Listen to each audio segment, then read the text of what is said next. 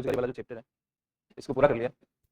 Last में gig economy से related शायद डिस्कशन था ना, गिग इकोनॉमी और लेबर फोर्स पार्टिसिपेशन रेट, महिलाओं की क्यों कम है, इस तरह की चीज़ें थी, इनफॉर्मलाइजेशन ऑफ लेबर मार्केट और जॉबलेस ग्रोथ और इस तरह की चीज़ें। कुछ सवाल लिख लो आप इसमें, क्वेश्चन लिखो।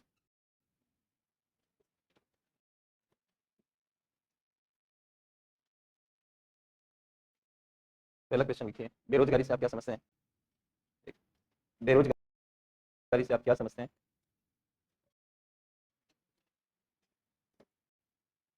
बेरोजगारी से आप क्या समझते हैं?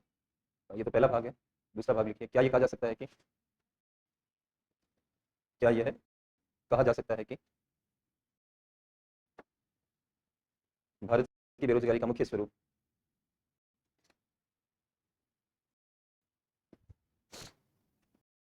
भारत की बेरोजगारी का मुख्य स्वरूप संरचनात्मक है? संरचनात्मक है। क्या ये कहा जा सकता है कि भारत की बेरोजगारी का मुख्य स्वरूप संरचनात्मक? आवाज आ रही है क्या ठीक से? बढ़ा दो।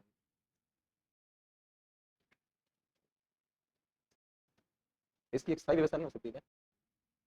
परमानेंट कुछ नहीं हो सकता है कि आवाज का मुद्दा ही ना रहे? दिन की एक बार सेटिंग होके फिर ऑन ऑफ करने पे अपने आप ही सही चलने लगे, ऐसा कुछ है। खैर आप बता देना मुझे, बाउंस करने लगी। रूम बड़ा है ना ये थोड़ा, देखते हैं अभी प्रश्न दिखा रहा हूँ आपको। दूसरा सवाल लिखें, छिपी बेरोजगारी से आप क्या समझते हैं?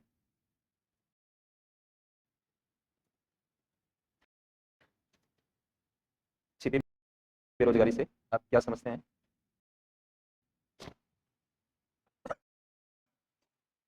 दूसरा भाग लिखिए इसका, क्या कारण है कि,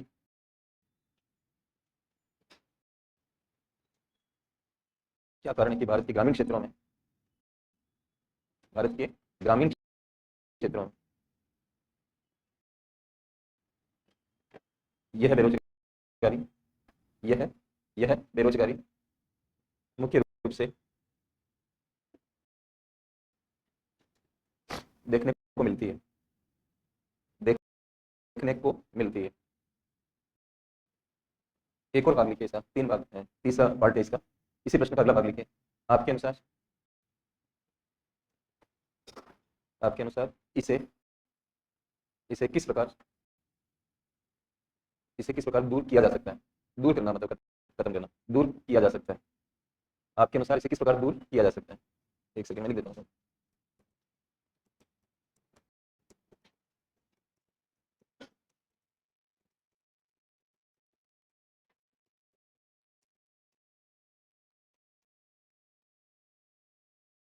तीसरा प्रश्न था, मतलब तीसरा भाग था प्रश्न नंबर दूसरे का, तीन पार्ट के अंदर ये दिया मैंने आपको। जैसे जितने ज़्यादा पार्ट होते हैं उतने बढ़िया रहता है, क्योंकि आपको बराबर बराबर विभाजन कर पाते हो। बहुत ज़्यादा पहुँचते जी, कोई है नहीं क्या क्लास? एक किसी को बुलाओ ना।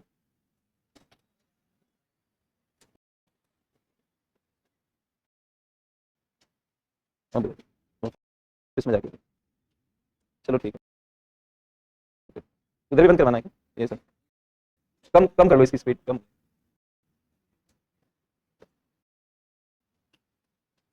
कोई आ रहा है क्या? तो क्लास में रहना चाहिए ना यहाँ पे जब तक सही नहीं हो।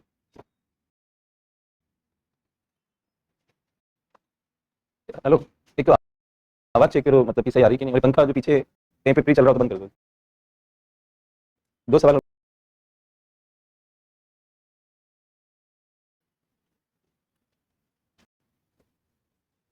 अल्प रोजगार से आप क्या समझते हैं? अल्प रोजगार, आवाज़ नहीं बन पा रही। अल्प रोजगार से आप क्या समझते हैं? अगला भाग लिखिए, यह किस प्रकार रोजगार की गुणवत्ता, यह किस प्रकार, आवाज़ नहीं चल पा रही भाई, यह किस प्रकार रोजगार की गुणवत्ता को प्रभावित करता है? यह किस प्रकार रोजगार की गुणवत्ता को प्रभावित करता है? अगला प्रश्न लिखिए, क्या भारत में, क्या भारत में रोजगार विहीन, रोजगार विहीन समृद्धि है, रोजगार विहीन समृद्धि है, क्वेश्चन मार्क लगाइए, आगे लिखिए। अपने पक्ष की पुष्टि में, अपने पक्ष की पुष्टि में पर्याप्त तर्क दीजिए, तर्क देना, आर्ग्यूमेंट देना, पर्याप्त तर्क दीजिए। अब सही आ रही है क्या आवाज? थोड़ी इंप्रूव है। तो आपको पहले बताना कि जॉबलेस ग्रोथ है क्या और क्या फैक्ट्स दे सकते हो, मतलब प्रमाण देने होंगे ना अपने पक्ष की पुष्टि में। तो आपका क्या पक्ष रहेगा कि जॉबलेस ग्रोथ है, तो उसके पुष्टिकरण के लिए, राइट, जैसे हम कोई चीज खा के अपना पुष्टिकरण करते हैं, तो इसी तरह से आपके पक्ष का भी आपको पुष्टिकरण करना पड़ेगा। तो आपको बताना पड़ेगा कि ये बातें हैं, नोट से सही करना है और दिमाग नहीं लगाना है, जो मैंने पढ़ाया उसी में से हल करना है। वो मैंने आपका ये लाइफ लाइन आप इससे अगर आपने भटकने की कोशिश करी तो आपको यूपीएससी में नंबर नहीं मिलेंगे, ध्यान रखना। घूम फिर के लोग इसी नोट्स पे आ जाते हैं वापस, पहले तो पूरा साल भर दिमाग लगाते हैं, फिर कुछ नहीं हो पाता, लास्ट में ही नोट्स को पढ़ते हैं। काफी लोग इसे आईएएस प्रॉपर में चले गए नोट्स जो आप पढ़ रहे हो ना क्लास के अंदर, इससे कई लोगों का भविष्य सुधरा है। और मुझे खुशी होती है इस बात की कि जो भी रिसर्च किया या मेहनत करी तो किसी को तो फायदा मिल रहा है इसका, चाहे वो हमसे डायरेक्टली जुड़ा हुआ है या फिर नहीं है, लेकिन जब आप किसी को भी बेनिफिट का पॉइंट बनते हो आप, तो आपके लिए हमेशा अच्छा होता है, सामने वाले के लिए, चाहे उसकी जानकारी में बात है या नहीं है। तो आपको तो मैं पढ़ा ही रहा हूँ यहाँ पर, फिर क्या परेशानी है? तो फिर भी आप फायदा नहीं उठा पाते हो। एक दो बच्चे मिले मेरे को, एक दिन मेरे ऑफिस में आए, उन्होंने इससे पहले जहाँ भी मैं था वहाँ के बच्चों से संपर्क करके वीडियो देख लिए मेरे वाले, और इस बार का जो पीटी हुआ उसमें भी, और हर बार ऐसा होता है आमतौर पर, भगवान की ऐसी दया है कि कुछ ना कुछ तो सीधा भी आता है क्लास नोट से डायरेक्ट कि भाई ये देख लो, ऐसे करके होता है। 2004 में पहली क्लास ली मैंने, तब से लेकर आज दिन तक पहली बार पढ़ाया, तब भी वही हाल थे, और अब इतने साल हो गए तो भी वो बच्चे क्या किए कि दूसरों का वीडियो पढ़ के वो पास हो गए, और जिसका वीडियो था वो फेल हो गया। उन्होंने बताया था मुझे ये बात, फिर मजाक से मुझे कहा कि सर, मैंने कहा ये तो आपने फ्री में ही सारा फायदा उठा लिया। तो बोले कि नहीं सर, हमने कहीं पर 2 लाख रुपये भी दिए थे लेकिन हमारा कुछ हुआ नहीं, तो हम पेमेंट कर चुके हैं किसी न किसी को। फिर हमें लगा कि हम क्या करें, फिर ये वाली जो ऐप है खान सर की, उसकी भी वीडियो देख ली उन्होंने, लेटेस्ट वाले, वो सब देख के और अपना पीटी का कार्यक्रम कामयाब कर लिया। तो इसमें मुद्दा कहेंगे कि एडमिशन आपने ले रखा है, वीडियो आपका दूसरा देख के पास हो रहा है और आप फेल हो जा रहे हो, कितनी दुर्भाग्यपूर्ण बात है। उनके पास होना चलो बहुत अच्छी बात है, लेकिन जिस बच्चे की वीडियो उन्होंने इस्तेमाल की वो बच्चा फेल हो गया। तो एक सज्जन कल आया मेरे से मिलने के लिए, थोड़ा व्यस्त था, समय नहीं दे पाया, लेकिन मैंने कहा फिर भी आप 5 मिनट में बात कर लेते हैं। कोरोना में पिताजी की डेथ हो गई, और फिर उससे पहले माँ की डेथ हो गई, माँ बाप दोनों नहीं है, छोटा भाई है और एक वो है। अब उसने क्या गलती करी, उसका जो सेंटर आया कहीं पर, तो इसी जगह पे आया कि कुछ कीड़े चल रहे थे वो नीचे गिरने लगे, तो सीटों को इधर उधर चेंज किया, इसी चक्कर में उस बच्चे का वो हो गया, मतलब रोल नंबर गलत लिखने में आ गया उसका। एक सेकंड पे रोल नंबर गलत, नो नो लिखने में आ गया, 0 की जगह। जब उसने पेपर डिस्कशन सारे देखे तो उसका तो मतलब पेपर सोल्व किया उसने, तो उसका तो कट ऑफ आती नहीं है अभी, लेकिन जो डिस्कशन है उसके आधार पे उसके स्कोर ज़्यादा अच्छे आ रहे थे, लेकिन फेल हो गया। अब इतना मायूस होकर वो मिलने आया मेरे से, मैंने कहा यार आपकी एक छोटी सी लापरवाही, लेकिन अब ज़्यादा नहीं कर सकता था मैं। और आप सोचो कि जिसके माँ बाप नहीं है, मेरे तो 51 साल की एज हो गई और मदर फादर नहीं है, लेकिन आज भी जब मुझे उनकी बात कोई आ जाती है तो मैं बहुत मुश्किल से संयमित करता हूँ अपने आप को। 51 साल की एज में जब मेरे बच्चे कितने बड़े हो चुके हैं, वो बच्चा जो आईएएस की तैयारी कर रहा है, जो फेल हो रहा है, वो अपनी बात किसको कहे? अगर माँ बाप से बढ़कर दुनिया में कोई है नहीं, दोनों नहीं है। ऐसे ऐसे संघर्ष लोगों की जिंदगी। इधर से मैं जब जाता हूँ अपनी गाड़ी से, तो ये निरंकारी वाला जो एरिया है इधर, वहाँ पे वो मैदानों के पास में आपने कभी ध्यान दिया हो तो एक अनाथालय बना हुआ है वहाँ पे, जो एक बिल्डिंग है। कल मैं जा रहा था तो मैंने देखा कि उस बिल्डिंग के कैंपस में एक और बिल्डिंग बन रही, ऐसे उसी कैंपस में, और मैं गाड़ी चला के जा रहा था।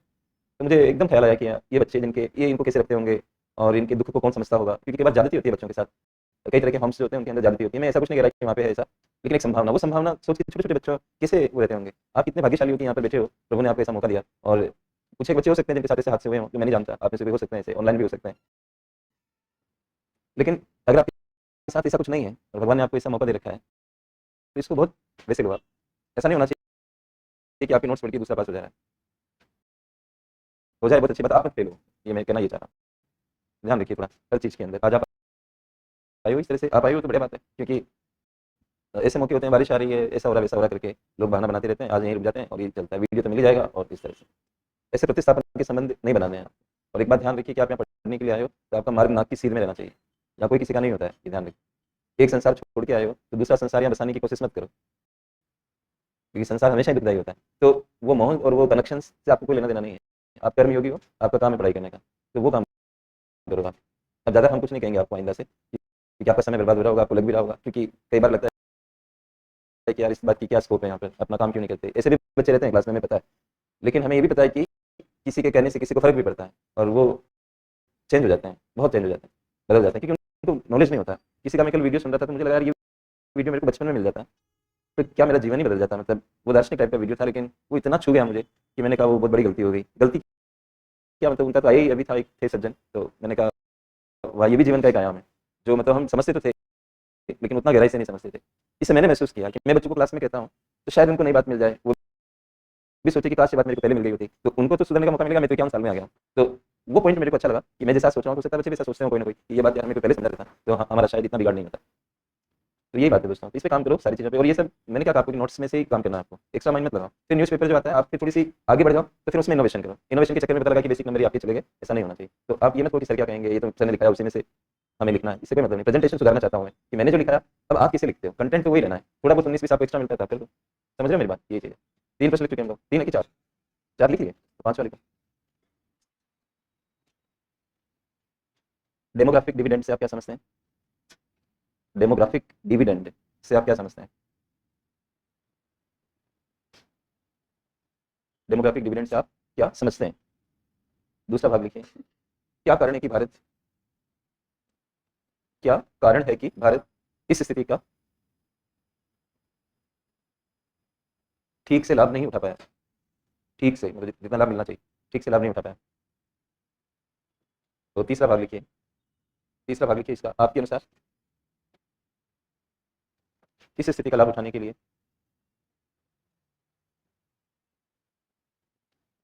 भारत को, भारत को किन बातों पर ध्यान देना चाहिए? भारत को, भारत को, भारत को, भारत को,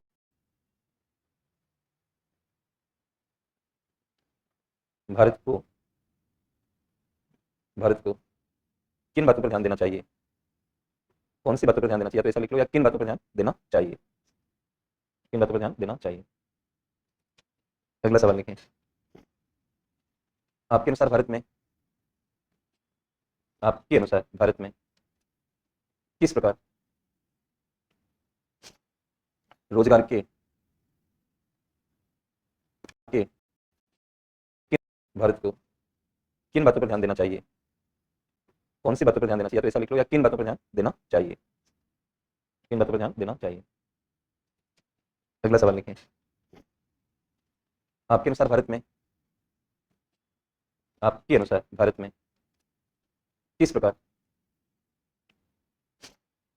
रोजगार के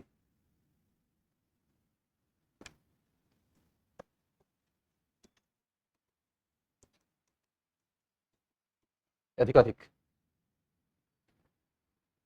रोजगार के अधिकाधिक अवसर सृजित किए जा सकते हैं?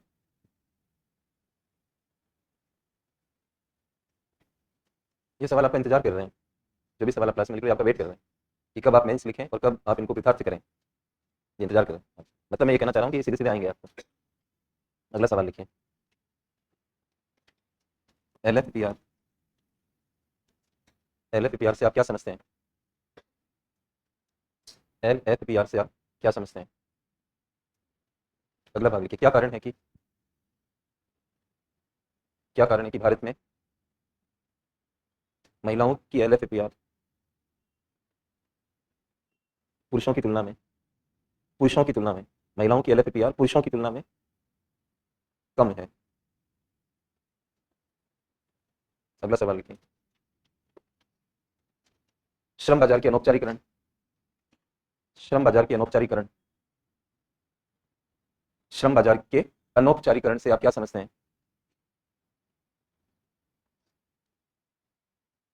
क्या समझते हैं? अगला भाग लिखिए, इस प्रश्न का अगला भाग लिखें, उन कारकों की चर्चा करें,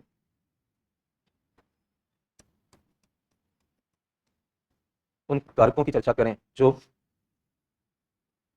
इसे बढ़ावा दे रहे हैं, जो इसे बढ़ावा दे रहे हैं। अगला सवाल लिखें, देखिए गिग इकोनॉमी से आप क्या समझते हैं?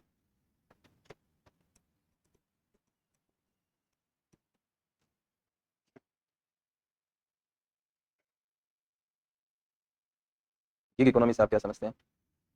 अगला भाग लिखिए, इसके लाभों, माफ करिए, इसके लाभों और चुनौतियों, लाभों और चुनौतियों, इसके लाभों और चुनौतियों पर चर्चा कीजिए। अगला सवाल लिखें, महिला सशक्तिकरण की दृष्टि से, महिला सशक्तिकरण की दृष्टि से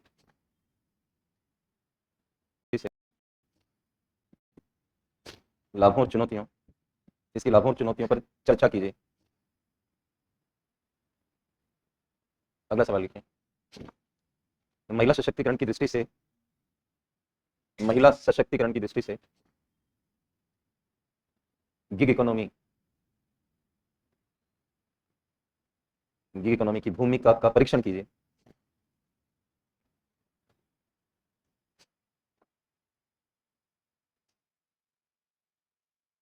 ये आप मतलब स्व मूल्यांकन आधारित ज्यादा होगा, मतलब खुद का खुद ही मूल्यांकन कर लिया करें। मतलब चीजें हैं आपके पास, जैसे नोट्स बना रखे आपने, और दूसरा आप जो लिख रहे हो तो उसको कंपेयर करो कि मैं कैसे जा रहा हूँ इसके अंदर, अपने स्तर पे भी मूल्यांकन करो। और फिर देखो कि वो मन देवता एक है ना, मन देवता सबसे बड़ा देवता होता है। तो आप खुद को ही आ जाएगा आपके मन में कि उतना बढ़िया नहीं लग रहा है, ऐसे आपको महसूस होगा। अब भटकाव को रोकना पड़ेगा ना, कहाँ कहाँ कितने कितने भटकोगे। एक स्टूडेंट दो चार मेरे को दिखा सकते हो आप, मतलब मेरी भी एक सीमा है कि मैं इतने नहीं देख सकता। और ईमानदारी से कोई बात कह देने में हर्ज नहीं है, मतलब मैं आपसे कॉपियां ले लूँ फिर मैं उसको उल्टे सीधे ढंग से जांचूं, इससे ज्यादा अच्छा नहीं कि मैं ईमानदारी पूर्वक आपको कह दूं कि मेरी सीमा है। थोड़ी देर के लिए नाराज हो जाओगे आपकी, भाई ये सर कह रहे हैं कि दो तीन ही जांचेंगे, चार ही जांचेंगे, तो वो तो आपकी इच्छा, क्या सोचते हो। लेकिन मेरी क्लासेस तो होती रहती है, बहुत सारे स्टूडेंट होते हैं, मैं इतना नहीं कर पाता हूँ, बात सही है। तो मदद करने का भाव लेकिन मेरे में रहता है, तो आप मेरे को दिखाओगे तो मैं बता दूंगा आपको कि ये है, लेकिन बहुत ज़्यादा नहीं कर पाऊंगा। इसकी टीम है यहाँ पे, उनको आप दे सकते हो, और दो चार आप मुझे दिखा सकते हो, तो उसमें मैं हिंट दे दूंगा आपको कि आप कैसे चल रहे हो। हिंट ही काफ़ी है, 5 का लेकर भी हिंट ही है और 100 का लेकर भी हिंट ही है। तो आप थोड़ा थोड़ा गैप के बाद दे दीजिए, जैसे आज कभी पहली बार दिखाया आपने, आपको समझ आ गया कि ये प्रॉब्लम आ रही है मेरे को, फिर उस पर काम करिए, फिर 15-20 दिन बाद फिर एक लिख के दिखाइए। मेरे कहने का, मुझे दिखाने के संदर्भ में कह रहा हूँ, बाकी तो आप लिखते रहो जो भी सवाल देते हैं, और लिखना जरूर चाहिए। बहुत फर्क है इसमें, आप जो समझते हो कि मुझे आता है, और फिर आप लिख के देखो, बहुत डिफरेंस आ जाएगा, आपको पता लग जाएगा कि आपको कुछ नहीं आता है, मतलब जिस तरह से प्रस्तुतिकरण होना चाहिए वैसा नहीं आता आपको। और ऐसे सारे ख्याल है आपके पास, सब कुछ समझ रहे हो, लेकिन लेखन में नहीं आ पाता है। वो अलग ही तरह का अभ्यास है, वो लगातार करने से होता है। नहीं, नहीं, नहीं, नहीं, बात बताई जा सकती है, हिंट दे सकते, मतलब मैं कहूँ आपका हाथ पकड़, आपका हाथ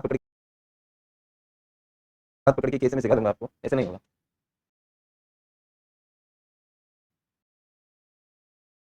ड्राइविंग जैसा है, मतलब गाड़ी की मतलब स्टीयरिंग, और इस पे आप ही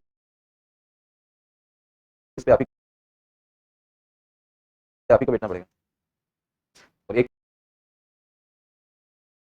पॉइंट होगा कि गाड़ी आपके हाथ में देनी पड़ेगी, और वो आप जितना गाड़ी चलाओगे उतना ही मास्टर बनोगे उसके।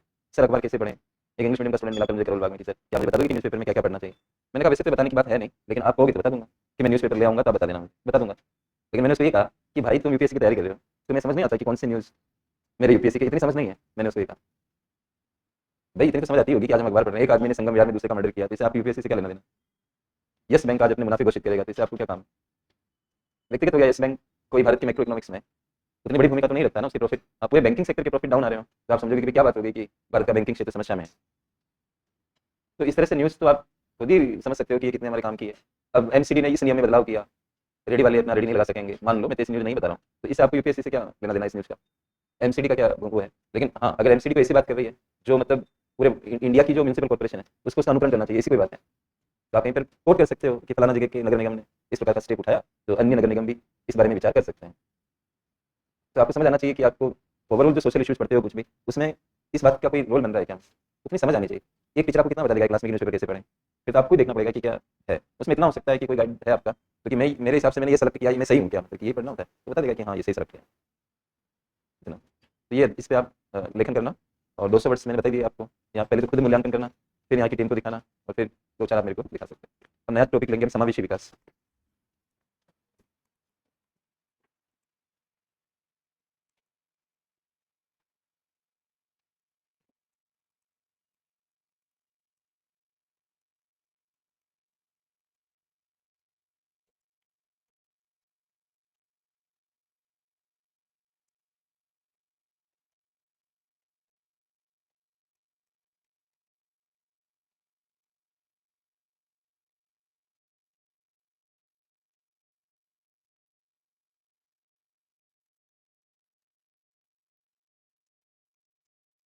समावेशी विकास, विकास की वह प्रक्रिया होती है,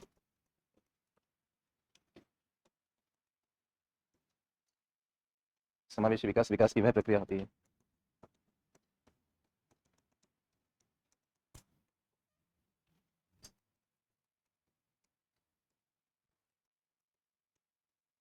जिसमें सभी लोग, ब्रैकेट में लिखिए, जैसे कि अमीर और गरीब, आदि प्रक्रिया होती है जिसमें सभी लोग कोमा कोष्टक के बाद कोमा लगाना है। सभी भौगोलिक क्षेत्र कोष्टक में लिखे जैसे कि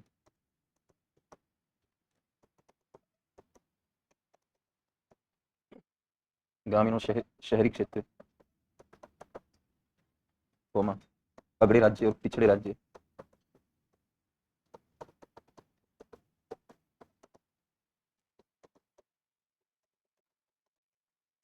आदि सभी भौगोलिक क्षेत्र। और हमारा अभिप्राय भौगोलिक क्षेत्रों से क्या है ये हमने कोष्टक में लिख दिया।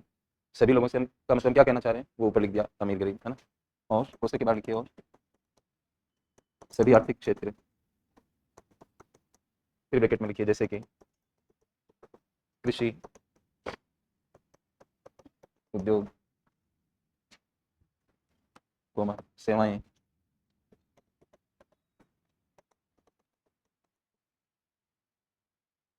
और सभी आर्थिक क्षेत्र उचित भागीदारी करते हैं, उचित भागीदारी करते हैं, उचित भागीदारी करते हैं।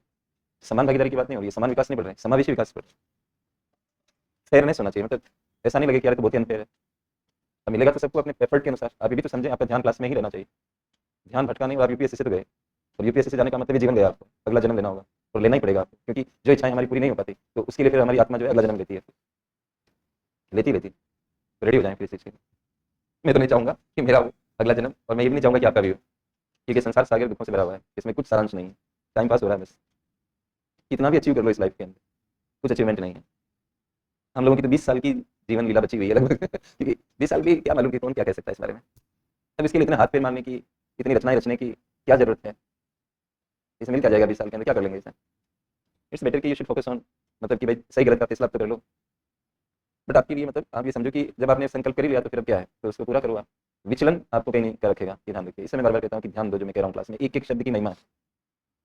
उचित विकास मतलब एक तरह का उचित हो, समान। तो दोस्तों एफर्ट्स समान, राज्य समानता लाने के कानून बना सकता है, ध्यान देंगे मेरी बात पर।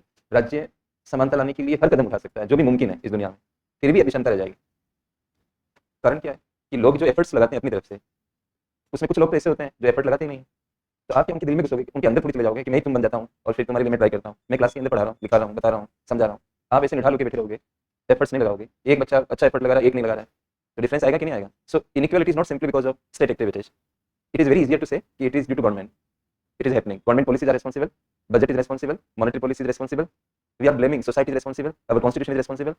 ये सब हम बोलते रहते हैं, बोलते ही रहते हैं, लेकिन कभी हम ये विचार करते हैं कि मेरे पतन का कारण मैं भी हूँ। और इसका सबसे ज्वलंत एग्जाम्पल ये है कि माँ बाप सबके लिए 4 बेटे हैं, 5 बेटे हैं, कोई भी हो, डॉक्टर हो, सबके लिए माँ बाप बराबर होते हैं। लेकिन एक बच्चा किसान रह जाता है, एक बच्चा आईएएस बन जाता है, एक बच्चा गलत रास्ते पे चला जाता है। तो ये फर्क कहाँ से आया। पेरेंट्स तो कॉमन ही माहौल दे रहे थे ना उनको। इसका मतलब विषमता पैदा हो गई। जो किसान रह गया उसकी माली हालत, जो आईएएस बन गया उसकी माली हालत, जो गलत काम पे लगा हुआ उसकी माली हालत, इस सब में डिफरेंस आ गया। ये डिफरेंस क्या पेरेंट्स ने किया? नहीं, ये डिफरेंस उन बच्चों के एफर्ट्स में डिफरेंस पैदा हुआ। हमको यूटोपियन सोसाइटी की बात थोड़ी कर रहे हैं कि बस सब। तो आप बात को समझे, समावेशी विकास उचित, मतलब हम कहीं के रहने के लिए लोग पे रह रहे हैं, हम इसको उचित विकास नहीं कह सकते। घर उसके पास भी होना चाहिए। हाँ, हम बड़े बेंगलों की बात नहीं कर रहे। अब कुछ लोगों ने ज्यादा एफर्ट किया, बड़े बेंगलों में रह सकते हैं, लेकिन ऐसा भी नहीं हो कि किसी के पास रहने के लिए कुछ झोंपड़ी भी नहीं है। ऐसा भी नहीं होना चाहिए। उसका बच्चा पढ़ नहीं पा रहा, वो कपड़े नहीं पहन पा रहा, उसको पीने का पानी ठीक से नहीं मिल रहा, उसके पास गैस का सिलेंडर नहीं है, उसके पास कोई ऑटोमोबाइल नहीं है, स्मार्टफोन नहीं है, तो हम समझेंगे कि यार ये गड़बड़ हो रहा है। इससे समावेशी विकास में आपको ये देखना है, 3 पक्ष लिए मैंने, लोगों का पक्ष, भूगोल का पक्ष और आर्थिक क्षेत्र का पक्ष। इतना संतुलन इस राइटिंग के अंदर है जिसका हिसाब नहीं है। मन चाहे ढंग से परिभाषाएं थोड़ी होती है कि आपको जो मन में आया लिख दिया समावेशी विकास। तो लोगों को एक्सप्लेन किया मैंने, जैसे कि अमीर और गरीब। कोई पूछना चाहे लोगों से क्या मतलब, आप एससी एसटी ओबीसी कह रहे हो या क्या कह रहे हो, महिला पुरुष बोल रहे हो, क्या बोल रहे हो। इसे लिंग आधारित भेद हम इकोनॉमिक्स में नहीं करते। इकोनॉमिक्स से तो इकोनॉमिक्स का प्रभाव रहेगा, और इकोनॉमिक्स में जो वर्गीकरण होता है वो अमीर गरीबी से होता है, नहीं कि लिंगों से होता है।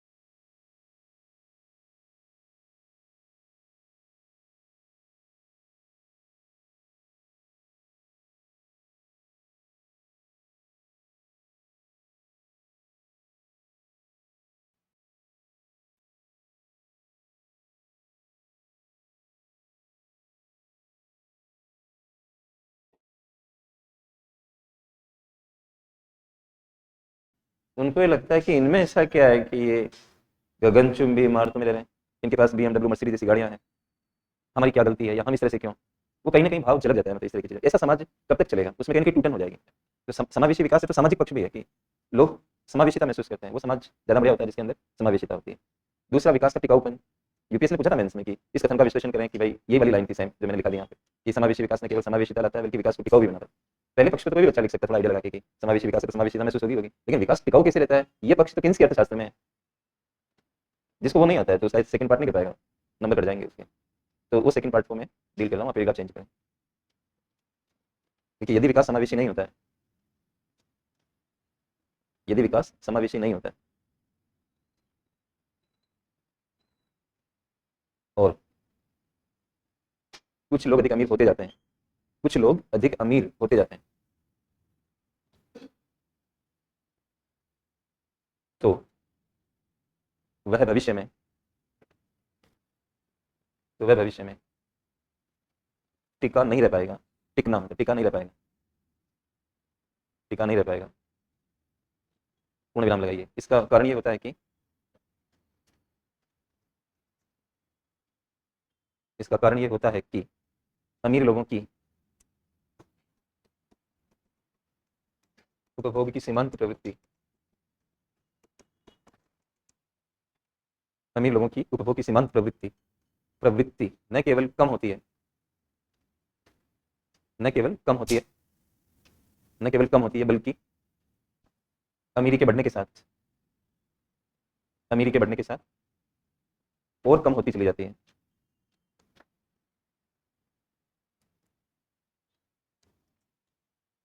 पूर्ण विराम। और अमीर लोगों की उपभोग की सीमांत प्रवृत्ति, अमीर लोगों की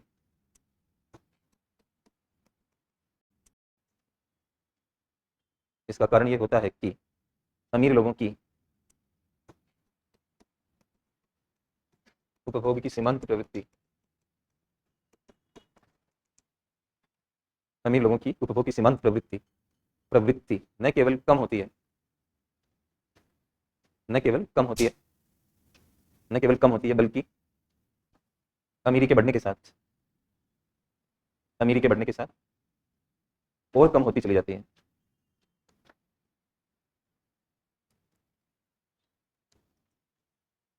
पूर्ण विराम लगाइए, आगे लिखिए।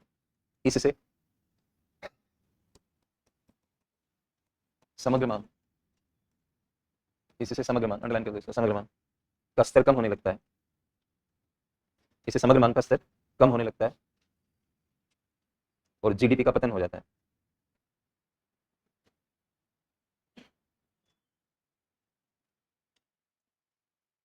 पूर्ण विराम लगाइए। उपभोग की सीमांत प्रवृत्ति कॉन्सेप्ट है, माननीय किन्स सर ने ये कॉन्सेप्ट दिया।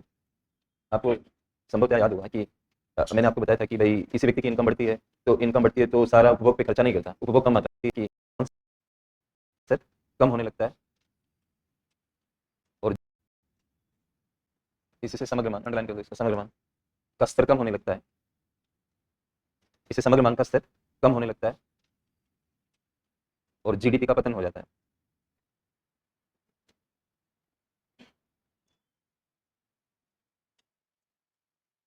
पूर्ण विराम लगाइए। उपभोग की सीमांत प्रवृत्ति कॉन्सेप्ट है, माननीय किन्स सर ने ये कॉन्सेप्ट दिया। आपको संभवतः याद होगा कि मैंने आपको बताया था कि भाई किसी व्यक्ति की इनकम बढ़ती है तो सारा उपभोग पे खर्चा नहीं करता, उपभोग कम मात्रा में बढ़ता है। इसी बात को एमपीसी के रूप में बोलते हैं। जब भी मार्जिनल शब्द आ जाता है, जैसे एक दिन तो हमारी क्लास में सीमांत उत्पादन आया था, बेरोजगारी में बताया था आपको कि किसी कार्यस्थान पर श्रम रोजगार को एक इकाई से बदल दें तो टोटल प्रोडक्शन पे क्या फर्क पड़ेगा, बताया था ना आपको। वो था सीमांत उत्पादन। ठीक है, एक कॉन्सेप्ट होता है सीमांत उपयोगिता। ये उपयोगिता में पढ़ाना नहीं चाह रहा आपको, आपके कॉन्सेप्ट को बड़ा करने के लिए एक और समझा रहा हूँ, इसे समझ रहा। दो समझ में आ गए तो तीसरा ये जो चल रहा है भी आ जाएगा। फिर एक होता है उपयोगिता, सीमांत उपयोगिता। सीमांत शब्द कहीं भी आ जाए तो एक बात ध्यान रखिए कि कोई चीज है जिसको हम एक से बदलते हैं, एक तो ये ध्यान रखें। और दूसरी कोई चीज है टोटल में, उसमें कोई चेंज होता है, तो इतना तो पढ़ना ही पड़ेगा आपको या समझना पड़ेगा। अब जैसे आपने अब दो चपाती खा चुके हो, दो चपाती, पहली चपाती की उपयोगिता, वैसे उपयोगिता मापी नहीं जा सकती क्योंकि उपयोगिता मेंटल फिनोमेना होती है। जैसे अभी मैं पूछ लूँ अभी आपको कि आपको मेरी क्लास की उपयोगिता बतानी है, किसी एक बच्चे को पूछा मैं, अब वो बोल नहीं पा रहा है मुझे कि मैं कहूँ नंबर में बतानी, संख्या में, तब वो कैसे बताए, क्योंकि आप मानसिक अवस्थाओं को नंबरों में कैसे दिखा सकते हो, मोटी मोटी बात कह सकते हो, सर बहुत उपयोगिता लग रही है कि नहीं लग रही है कि ठीक ठीक है, इस तरह का कुछ। मेरे बेटे ने एक बार मेरे से पूछा, पापा मुझसे कितना प्यार करते हो? मैंने कहा तुम्हें कुछ डाउट हो रहा है क्या? कि मैं डांटता रहता हूँ, जो लाइन पे नहीं चलता है तो मेरा व्यवहार तो घर में भी ऐसा ही है, रिश्तेदारों में भी ऐसे ही है। मेरे सामने मतलब इन जनरल लोग डरते हैं कि इनके सामने मतलब ज़्यादा नहीं करना है कुछ ऐसा। फिर मुझे घर वाले कहते हैं ऐसा क्या आप करते हो सारे लोग आपसे? मैंने कहा मैं तो कुछ नहीं करता, चुपचाप बैठा रहता हूँ, मैं क्या कर रहा हूँ? तो बच्चों को भी डाउट हो जाता है कि पापा हमसे प्यार करते भी नहीं करते। अब वो छोटा है थोड़ा, तो उसने पूछ ही लिया मेरे। मैंने कहा आपको क्या लगता है? नहीं आप बताओ आप कितना प्यार करते हो? मैंने कहा बहुत। तो कितना फिर भी? अब वो ऐसे कर। तो अब मैं क्या बोलूँ उसको कि कितना मतलब? तो ये चूंकि ये चीज़ मानसिक है तो आप कैसे बताओगे इस चीज़ को? मैंने कहा बेटा तो फिर कोई मौका आएगा जीवन में तो तब तुम्हें शायद समझ आ जाए, फिलहाल तो ऐसा मौका नहीं लग रहा है तो देखेंगे फिर तो। लेकिन मैंने उसको कहा कि जो चीज़ तुम मांगते हो या करते हो, जो करते हो उसकी लिए अनुमति देना है, जो मांगते हो लाके देने को प्यार नहीं कहते हैं। प्यार उसको कहते हैं जो तुम्हारे लिए अच्छा होता है। ये सोच के जो तुम्हारे लिए सोचता है उसी को प्यार कहते हैं। तुम्हारी अच्छाई में दूसरे का प्यार तुम्हारे प्रति समाया हुआ है। तो बोले ठीक है पापा, इस तरह से तो चला गया। लेकिन मुद्दा यहाँ पर ये है कि आप अभिव्यक्त नहीं कर पा रहे हो, तो मानसिक स्थितियों को अभिव्यक्त नहीं कर सकते। अब एक चपाती खाई कितनी उपयोगिता, तो ये समझाने के लिए माइक्रो इकोनॉमिक्स में क्या होता है कि हम एक नंबर दे देते हैं कि 10 के बराबर उपयोगिता, ठीक है। फिर दूसरी रोटी खाई तो 9 के बराबर, समझ लो ऐसा कुछ। तो टोटल 2 रोटी पे कितनी होगी? 19 टोटल। टोटल समझ रहे हो आप? सिंगल सिंगल तो 10 और 9 और टोटल 2 रोटी तक कितनी? 19। अब आप तीसरी रोटी लिया और 19 की जगह किसी ने कहा कि टोटल 25 हो गया, तब तीसरी रोटी की वजह से। तो तीसरी रोटी ने कितना चेंज किया? 6 का। तो तीसरी रोटी की सीमांत उपयोगिता क्या हुई? 6।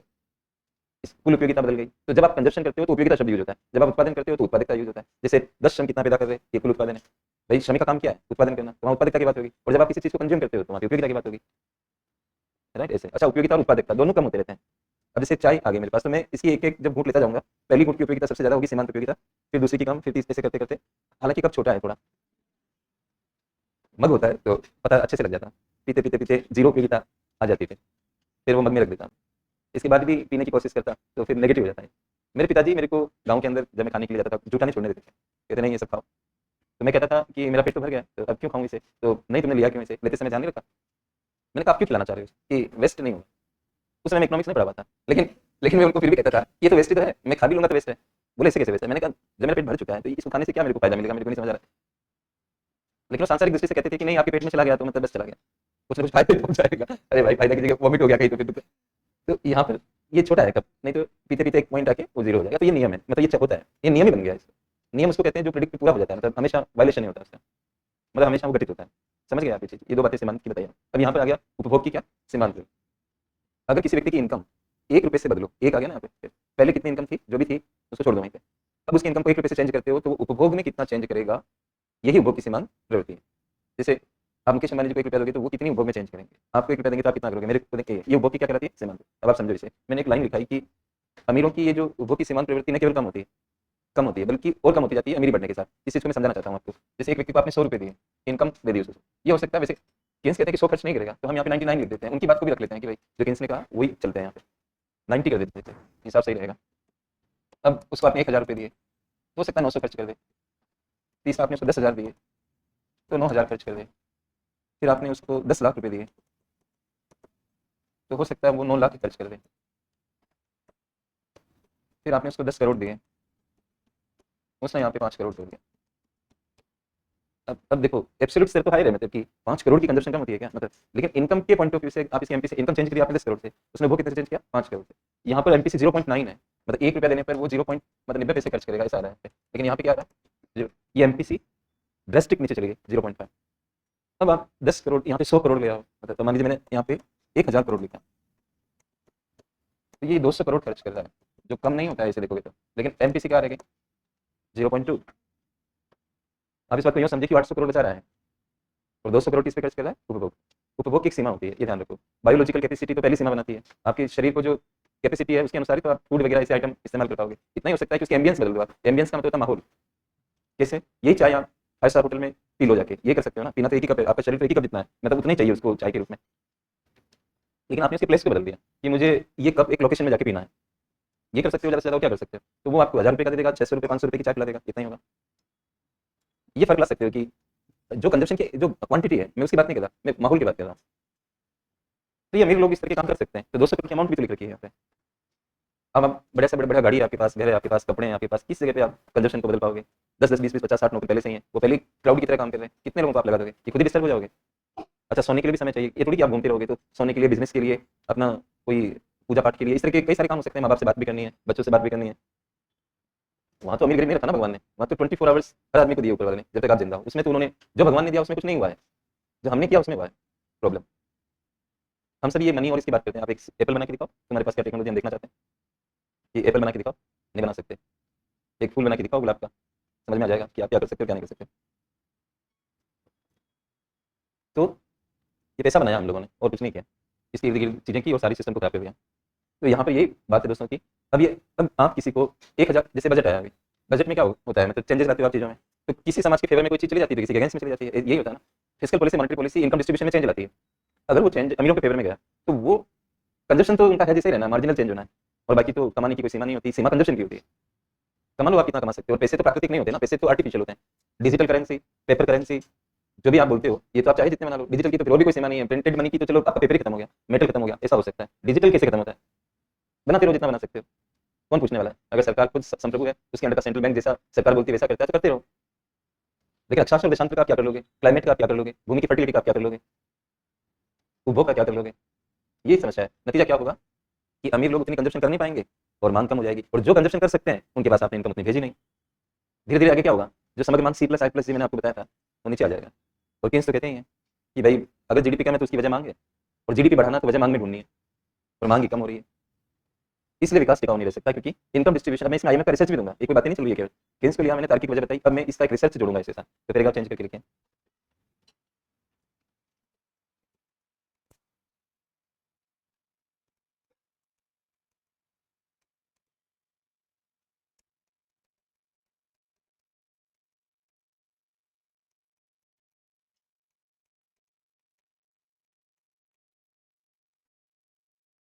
आईएमएफ के अप्रैल 2016 के वर्ल्ड इकोनॉमिक आउटलुक के संस्करण में निम्न महत्वपूर्ण कथन देखने को मिलता है। निम्न महत्वपूर्ण कथन की जगह रिसर्च लिख देना, रिसर्च देखने को मिलता है ऐसे। निम्न महत्वपूर्ण रिसर्च देखने को मिलता है, देश लगाइए और रिसर्च लिखिए। आप इन्वर्टेड कोमा में लिखना है इसके नीचे। यदि किसी देश की टॉप 20% जनसंख्या, टॉप 20% जनसंख्या, टॉप का मतलब अमीर, सबसे अमीर, टॉप 20% जनसंख्या को 1% अतिरिक्त आय दी जाती है, अतिरिक्त आय दी जाती है, तो उस देश के जीडीपी की ग्रोथ रेट ऐसे लिखिए 0.08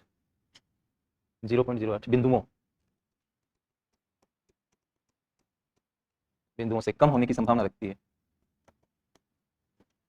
0.08 बिंदुओं से कम होने की संभावना रखती है। मतलब टॉप 20% लोगों को 1% एक्स्ट्रा दे देते हो, कोई ऐसा चेंज लाते हो सोसाइटी में बजट से, किसी भी चीज से, कि जो टॉप 20% लोग जितना कमा रहे थे 1% और उनको मिल जाता है एक्स्ट्रा। तो आपकी जीडीपी अगर 8% पे चल रही है तो 7.92% हो जाएगी आगे चल के। 0.08 बिंदुओं से कम, बिंदु शब्द इस्तेमाल किया, परसेंट नहीं लिखा उन्होंने, बिंदु बताया। जहां भी हो वहां से 0.08 बिंदु हटा दो। इसके पीछे सारांश क्या है, मतलब कि ये क्यों हो रहा है ऐसा, इसकी वजह मैं पहले लिखा चुका हूँ, और सब बातें अलग अलग जगह पढ़ी हुई है। केन्स मैंने अलग जगह पढ़ा, समावेशी विकास का टॉपिक आपके सिलेबस का, और आईएमएफ का रिसर्च मैंने ये वाला जो पब्लिश हुआ ये अप्रैल 2016 में हुआ था, तो मैंने नवंबर 2015 के बैच में लिखवा रखा है, क्योंकि मुझे ये पेपर का पता था कि ये पब्लिश होंगे। उसमें उससे पहले ही कौन से पेपर पब्लिश होने वाले उनकी ब्रीफिंग पता थी, वो रिलीज करते हैं ऐसे। तो ये आउटलुक आया, इससे पहले ही मैंने अपने क्लास नोट्स में लिखवा दिया था। तो आईएमएफ का ये रिसर्च है जो ये दिखा रहा है, इसका दूसरी साइड भी है वैसे, इसी रिसर्च का दूसरा पक्ष भी है, वो भी लिखवा देता हूँ। पैराग्राफ चेंज करिए, फिर इन्वर्टेड कॉमा बाद में बंद करना होता है। अभी फिलहाल पैराग्राफ चेंज, पूर्ण विराम लगा दो और पैराग्राफ चेंज कर दो और लिखो इसी प्रकार, कोमा लगाइए। यदि किसी देश की, ऐसे लिखिए, बॉटम 20% जनसंख्या, जो सबसे गरीब है बॉटम का, इसी प्रकार देश की बॉटम 20% जनसंख्या को 1%, 1% अतिरिक्त आय दी जाती है, तो जीडीपी ग्रोथ रेट के 0.38 बिंदुओं 0.38 बिंदुओं से बढ़ने की संभावना होती है। 0.8 बिंदुओं के बढ़ने की संभावना होती है, से बढ़ने की संभावना होती है। अब आप पूर्ण विराम, इन्वर्टेड कॉमा वगैरह क्लोज करने तो कर सकते हैं। हम बताओ, हम बात कर ही नहीं रहे ज्यादा पूंजी की, हम बात कर ही नहीं रहे टेक्नोलॉजी की, हम बात कर ही नहीं रहे भूमि की, किसी साधनों की बात नहीं हो रही है यहाँ पे, आप साधन नहीं बढ़ा रहे हो किसी देश में, केवल इनकम डिस्ट्रीब्यूशन को बदल रहे हो। कितना कमाल की चीज़ है। ऐसे मॉडल भी होते हैं इकोनॉमिक्स में कि आप वस्तुओं की संख्या नहीं बढ़ाएं फिर भी कल्याण का स्तर बदल सकता है। ऐसा भी हो सकता है।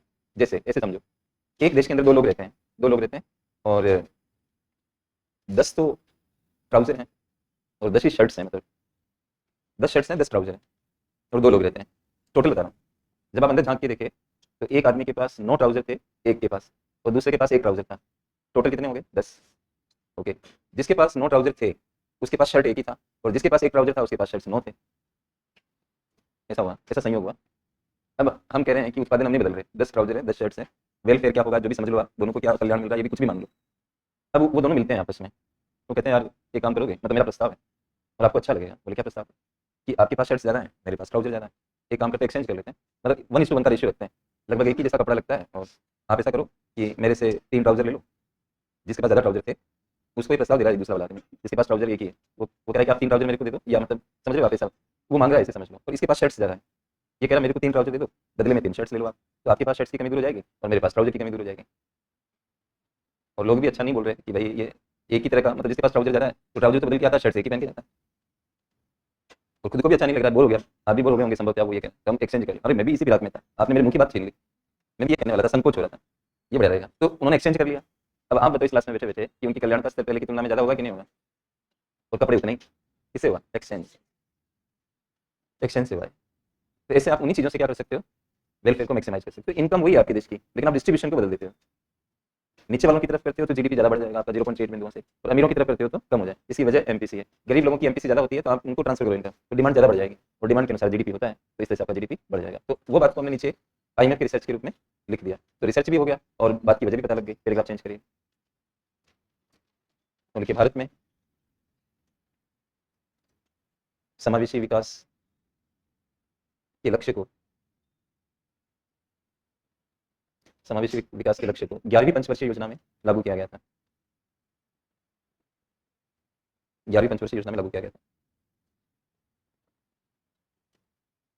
पूर्ण विराम लगाइए। वर्तमान में यह है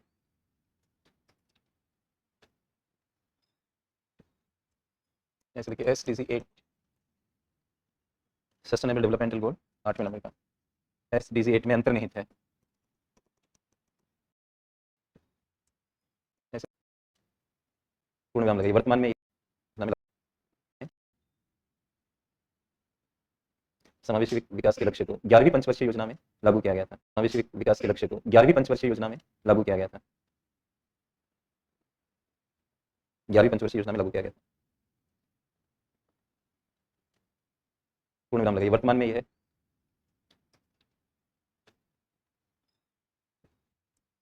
ऐसे लिखिए एसडीजी 8 सस्टेनेबल डेवलपमेंटल गोल 8वें नंबर का, एसडीजी 8 में अंतर्निहित है।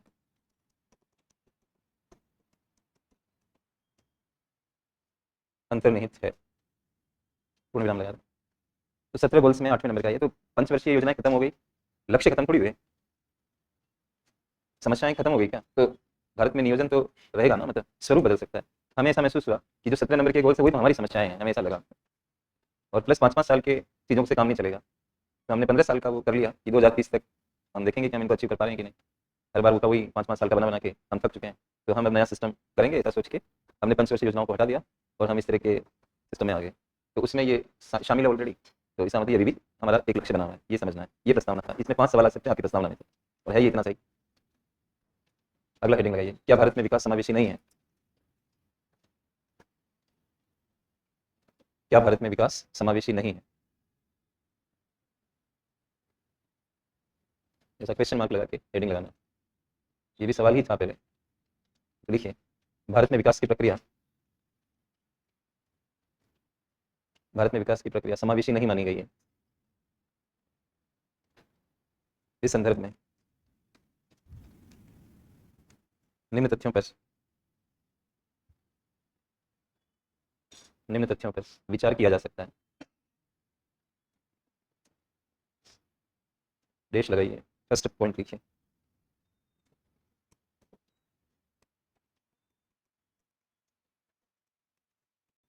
फर्स्ट पॉइंट लिखिए, डेश लगाइए, किया जा सकता है। निम्न तथ्यों पर इस संदर्भ में निम्न तथ्यों पर विचार किया जा सकता है। डेश लगाइए, फर्स्ट पॉइंट लिखिए।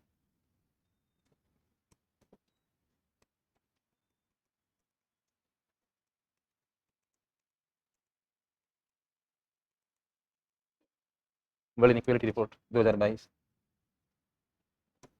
के द्वारा भारत के संदर्भ में निम्न महत्वपूर्ण तथ्य दिए गए।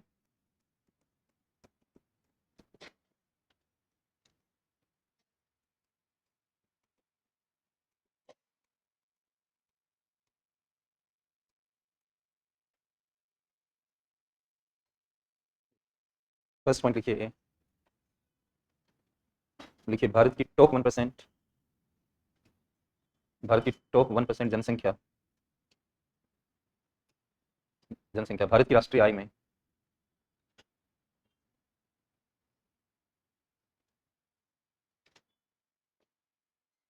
22% भागीदारी करती है, 22% भागीदारी करती है।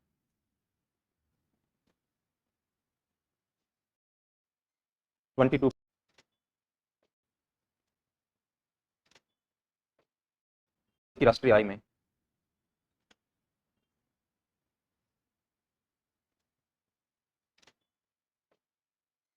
22% भागीदारी करती है, 22% भागीदारी करती है। दूसरा फैक्ट लिखिए, अगला बी लिखिए, भारत की टॉप 10% जनसंख्या, टॉप 10, थोड़ा ब्रैकेट को बड़ा कर दिया हमने, 1 की जगह 10 कर रहे हैं। टॉप 10% जनसंख्या भारत की राष्ट्रीय आय में 57% की भागीदारी करती है, 57%।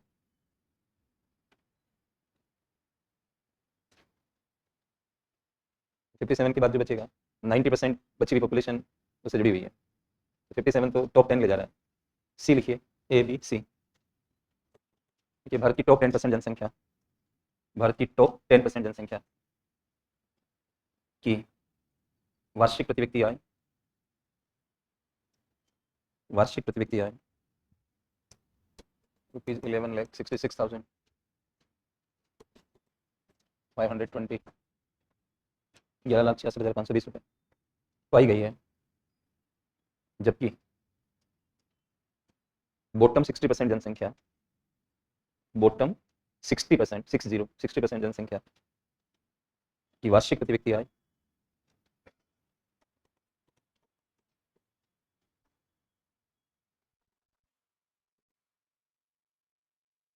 ये बॉटम 60 लिखा ना, उसको बॉटम 50 कर दें प्लीज, दूसरे उसमें चला गया था माइंड, 50 कर दें और इसको 600 करें, 53,600 कर दें 20 की जगह।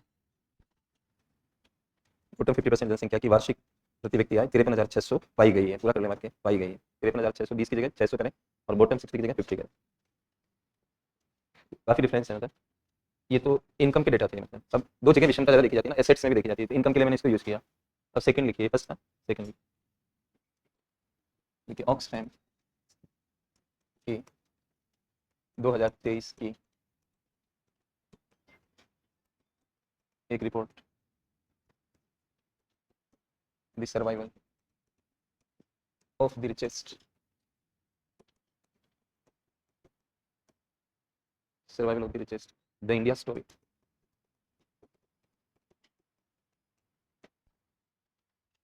ऑक्सफैम की 2023 की एक रिपोर्ट, नाम है the survival of the richest, the India story, के द्वारा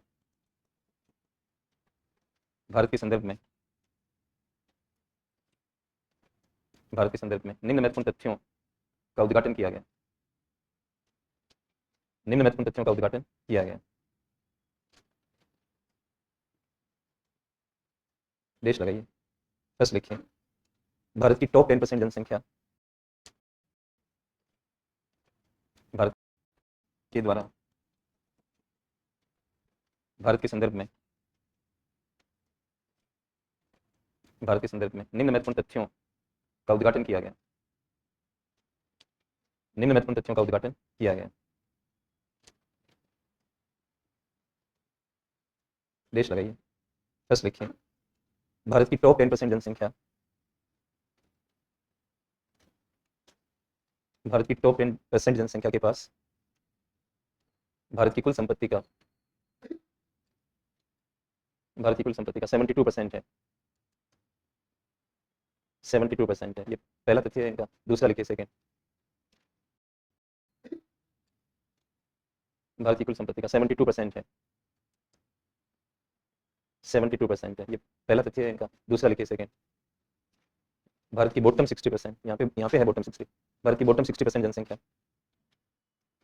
बॉटम 60% जनसंख्या के पास भारत की संपत्ति का मात्र 3% भाग है, 3%, मात्र 3% भारत की संपत्ति, बॉटम 60% जनसंख्या के पास भारत की संपत्ति का मात्र 3% भाग है, 3%, मात्र 3% भाग है।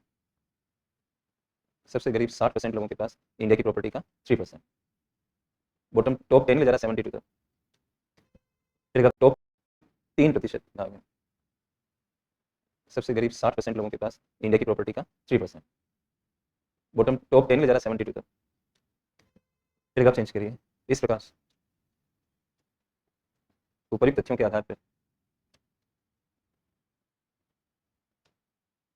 ये कहा जा सकता है कि भारत में विकास की प्रक्रिया में समावेशिता नहीं है। विकास की प्रक्रिया में समावेशिता नहीं है।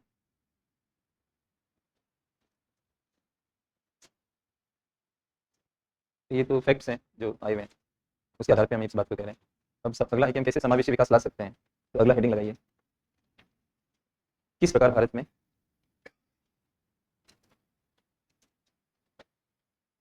में समावेशी विकास लाया जा सकता है।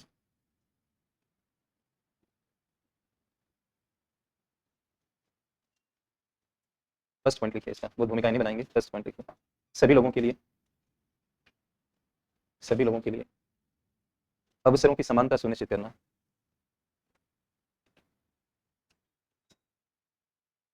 अवसरों की समानता, इधर उधर की बातें पहले मत करना। अवसरों की विषमताओं से आय और संपत्ति की विषमताएं पैदा होती है, ये ध्यान रखना। ये आपने कभी विचार नहीं किया होगा। सभी लोगों के लिए अवसरों की समानता सुनिश्चित करना।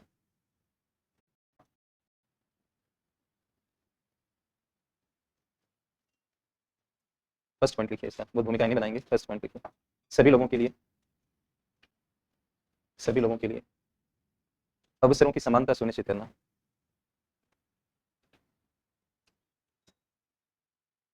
अवसरों की समानता, इधर उधर की बातें पहले मत करना। अवसरों की विषमताओं से आय और संपत्ति की विषमताएं पैदा होती है, ये ध्यान रखना। ये आपने कभी विचार नहीं किया होगा संभवतः। बार बार ऐसा क्यों आता है अवसरों की समानता? जिसको अवसर मिला ये तो कहते हो आप। किसी को विदेश जाने का अवसर मिल गया, किसी को अच्छे स्कूल में पढ़ने का अवसर मिल गया, किसी को अच्छे माँ बाप का बेटा होने का अवसर मिल गया कि उनको अच्छी जगह जन्म हुआ, तो कोई कमी नहीं। अवसर बहुत इंपॉर्टेंट होते हैं। अवसरों का गेप परिणामों का गेप देके रहेगा। परिणाम, संपत्ति क्या है? परिणाम। आय क्या है? परिणाम। मूल्य खराब है तो परिणाम तो खराब हो गई। तो अवसरों की समानता का महत्व इसलिए है हमारे संविधान में और सब जगहों पर। अगला लिखो, सभी लोगों के लिए शिक्षा और स्वास्थ्य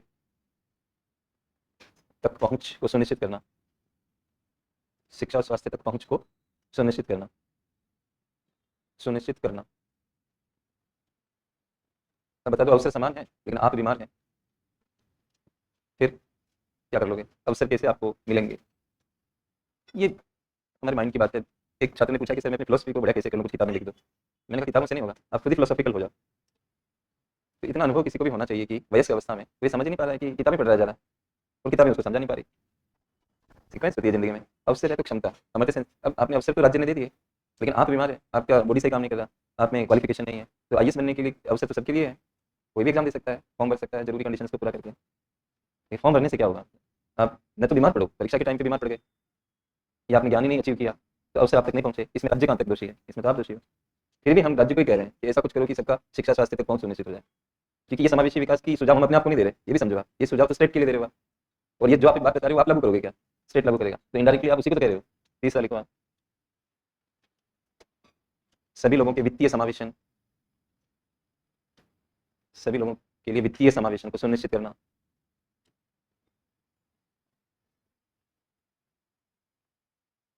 आज के ज़माने में अब ये कहने में कोई दो राय नहीं है कि वित्त नहीं तो विकास नहीं, वित्त नहीं तो विकास नहीं। तो वित्त भी मिलना चाहिए, पैसा नहीं मिल रहा, किसी को लोन नहीं मिल रहा, वो सब चीजें भी करनी पड़ेगी। अगला पॉइंट लिखिए, सामाजिक खर्चों पर, सामाजिक खर्चों पर, सोशल एक्सपेंडिचर, सामाजिक खर्चों पर अधिक जोर देने वाली,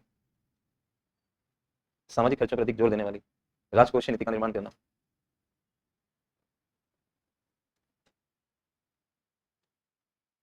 सामाजिक खर्चे, शिक्षा, स्वास्थ्य वगैरह, चिकित्सा, इनसे जुड़े हुए खर्चे, इन पे फोकस हो, राजकोषीय नीति, बजट कुछ भी आप बनाओ तो। अगला पॉइंट लिखिए, प्रत्यक्ष सॉरी अप्रत्यक्ष करों पर निर्भरता कम करना, अप्रत्यक्ष करों पर निर्भरता कम करना, अप्रत्यक्ष करों पर निर्भरता कम करना और प्रत्यक्ष करों का अधिक प्रयोग करना।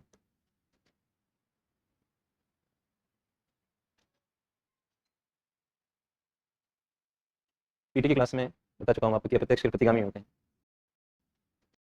और प्रत्यक्ष करों का अधिक प्रयोग करना और अप्रत्यक्ष करों पर निर्भरता कम करना और प्रत्यक्ष करों का अधिक प्रयोग करना।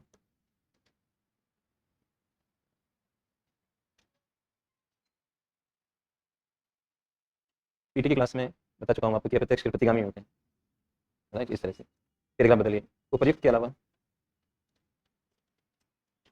उपर्युक्त के अलावा निम्न बातों पर भी ध्यान दिया जा सकता है। देश लगाइए, फर्स्ट लिखिए, ग्रामीण क्षेत्रों, ग्रामीण क्षेत्रों में आधारभूत संरचना, ग्रामीण क्षेत्रों में आधारभूत संरचना का विकास करना। दूसरा लिखिए, पिछड़े राज्यों में, पिछड़े राज्यों में आधारभूत संरचना, ग्रामीण क्षेत्रों में आधारभूत संरचना का विकास करना। दूसरा लिखिए, पिछड़े राज्यों में ग्रामीण क्षेत्रों में आधारभूत संरचना का विकास करना। दूसरा लिखिए, पिछड़े राज्यों में,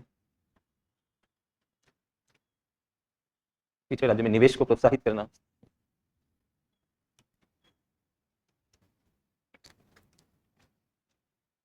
तीसरा लिखिए, कुशलता विकास पर ध्यान देना।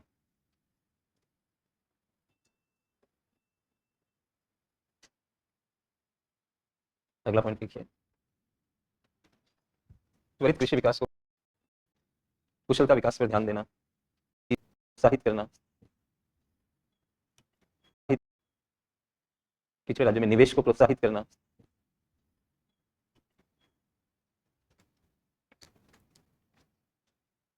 तीसरा लिखिए, कुशलता विकास पर ध्यान देना।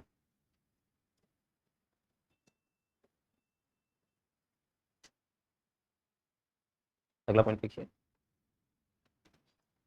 त्वरित कृषि विकास को बढ़ावा देना।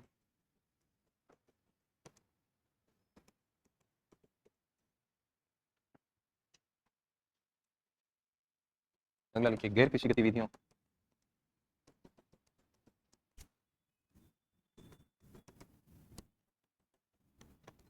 नॉन फार्म एक्टिविटीज, गैर कृषि गतिविधियों। आगे लिखिए पौष्टिक के बाहर, जैसे कि पशुपालन, जैसे कि पशुपालन, कुटीर उद्योग, कुटीर, कुटीर उद्योग, ग्रामोद्योग आदि के विकास पर,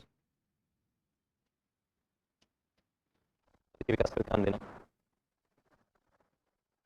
नाम लगाइए, आगे लिखिए अगला पॉइंट, सामाजिक और शैक्षणिक रूप से,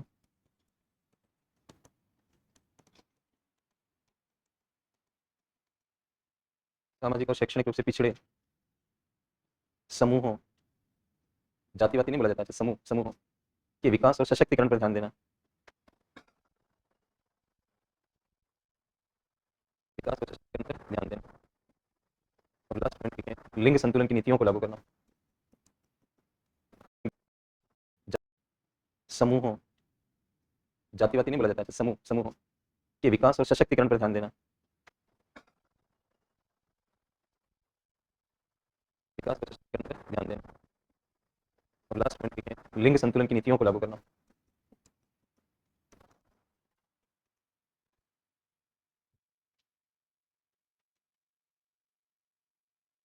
पूर्ण विराम लगाइए, आदि और इस तरह का रोड मैप बना सकते हो आप कि कैसे समावेशी, ये सीधा सीधा आया हुआ भी है। एक 3 भाग में बता हुआ था। फर्स्ट भाग में ये पूछा उन्होंने कि समावेशी विकास के लक्षण बताइए, ये था। तो समावेशी विकास मैंने कैसे लिखा है प्रस्तावना में, उसे लक्षणों का पता नहीं लगा। भौगोलिक रूप से, आर्थिक रूप से क्या क्या होना चाहिए, लक्षण बता दो। क्या नहीं होना चाहिए मैं भी बता दो, कोई कमी रह जाए तो। ये नहीं होना चाहिए, वो नहीं होना चाहिए, वे विषमता, ऐसे करके क्या होना चाहिए मैं भी और क्या नहीं होना चाहिए मैं भी। तो इसमें कौन सी हुआ। फिर उन्होंने अगले भाग में पूछा कि समावेशी विकास क्या नहीं है भारत में, ऐसा। और तीसरे भाग में पूछा कि समावेशी विकास के उपाय और उनका परीक्षण कीजिए। अब बनाने वाले ने तो हद ही पार कर दी इस सवाल के अंदर, और बड़ी लिमिटेड 150 की। और इतने, चलो यहाँ तक लिख देते कि उपाय बताइए। अब उपाय बता के उनका परीक्षण भी करवा रहे हैं वो। देखो 3 भाग, तीसरे में 2 भाग दिख रहे हैं। मतलब फर्स्ट लक्षण बताओ, दूसरा नहीं है क्या भारत में कुछ फैक्ट बताओ, तीसरा उपाय बताओ, फिर उनका परीक्षण भी करो।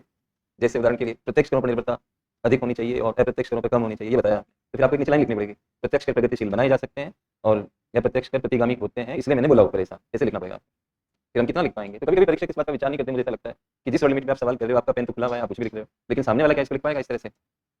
अब मजबूरी में क्या होगा कि आप परीक्षण करने बैठ जाओगे तो आपकी बड़ी लिमिट क्रॉस होने लगेगी, टाइम जाने लगेगा। फिर वहाँ देख लो कि उपाय लिख के छुट्टी कर लो, वहाँ पर उपाय 5 7 10 लिख लो, परीक्षण नहीं हो पाएगा। मैं हूँ तो ऐसे करो, बाकी आप कैसे करो आप समझना, इसको आता है तो जवाब दे सकते हो इस नोट से आप, ठीक है। इस तरह से तो उन्होंने थोड़ा मुश्किल बता, 2 3 बार आ चुका है, किसी किसी बता देता हूँ। एक तो मैंने आपको बताया था कि समावेशी विकास समावेशीता ही नहीं लाता बल्कि विकास को टिकाऊ बनाता है, वो तो मैंने सोल्व करा दिया आपका। दूसरा उन्होंने पूछा ये वाला जो भी डिस्कस किया आपसे, ये भी लगभग सोल्व ही है, परीक्षण बस आपको करना पड़ेगा। परीक्षण में तो करता जा रहा था क्लास में, आपके सामने परीक्षण नहीं तो करा था। अवसरों की समानता क्यों जरूरी, बता तो दिया बिना आपके पूछे कि अवसरों में विषमता रहेगी तो परिणामों में विषमता होनी है। तो मैं तो पहले बोल चुका हूँ ना, आपके पूछने का वेट थोड़ी कर रहा हूँ, मैं तो पहले समझा रहा हूँ। फिर मैंने ये भी समझाया कि शिक्षा स्वास्थ्य तक पहुंच क्यों होनी चाहिए, क्योंकि अवसर को लेने के लिए आप में सक्षमता होनी चाहिए। आपके भोजन करने के लिए बहुत मीठा, सारी 250 प्रकार की मिठाइयाँ, लेकिन आपको डायबिटीज है। एक सज्जन प्लांटेशन के मामले में मेरे घर आए हुए थे कि एक मीटिंग थी जिसमें ट्रस्ट का, मेरे पास मेरी करोल बाग क्लास से मैं नहीं मिल पाऊंगा, लेकिन आप जो भी डेवलपमेंट ब्रीफ कर देना, तो वो घर आए हुए थे। तो मैंने कहा कि आप चाय लेंगे, मैंने कहा मैं भी पीऊंगा, आप भी, हम पीते हैं। तो बोले नहीं सर मुझे डायबिटीज है। उन्होंने ये कहा मुझे कि मुझे डायबिटीज है और 600 उसका लेवल आ रहा है। तो मैंने कहा सर फिर रहने दो आप, मैं ब्लैक टी अगर आप पीती हो तो वो बनवा देता हूँ कि हाँ वो चलेगा। तो ये क्या दिखाता है कि आपके सामने जो अवसर है उनका आप इसलिए फायदा नहीं उठा पा रहे हो। तो एग्जाम्पल है कि आपका शरीर साथ नहीं देगा। अब दिव्यांग से जाके पूछो कि तुम्हें क्या वाकई में अवसरों की समानता महसूस करते हो, मैं जिस बात की संविधान तुम्हें ये अवसर देता है, वो कहेगा नहीं नहीं मेरे लिए कोई मायने नहीं रखता, क्योंकि मेरा शरीर वैसा नहीं है।